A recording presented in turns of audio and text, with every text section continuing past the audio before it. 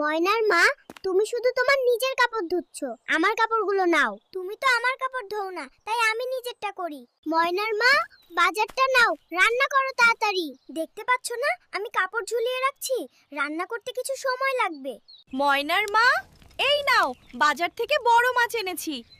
আর চিংড়ি দিয়ে কচু রান্না করো। কচু আর চিংড়িই দেখো। ময়নার মা, এই নাও বাজার, আর চিংড়ি দিয়ে কচু রান্না করো। শুধু কচু আর চিংড়ি দেখো, একটা বড় মাছও তো আনতে পারতে। বিয়ের পরের দিন শ্বশুরবাড়ি বাজার করে দিতে হয় এমনটা আমি কখনো শুনিনি। শুধু কয়েকটা সবজির জন্য এত কথা বলছো, মাছ মাংস তো নাওনি। আমি যদি আজ একটা বড় মাছ ধরি, মাছ নিয়ে শ্বশুরবাড়ি যাব। শুধু মাছই নিবে? সবজিও তো লাগবে। তোর এতগুলো ভাই বোন, আমার চকলেট আইসক্রিম কিনে শেষ হয় না, 2 টাকার আইসক্রিম নিয়ে এত কথা বলছিস। আমি তোর আইসক্রিম চাই না। কেন এত দূরে বিয়ে করলাম, রাস্তা আর শেষ হয় না। আমরা তো চলে এসেছি, এসব কথা কেন বলছো? আরো জোরে বাতাস করো, ভাদ্র মাসে গরমে আমার মাথা গরম হয়ে আছে। রাগ করো না প্লিজ, আমি আরো জোরে বাতাস করছি। এই বৃষ্টির দিনে শ্বশুর বাড়িতে ইলিশ মাছ ভাজা খেতে ভালো লাগবে, তাই না?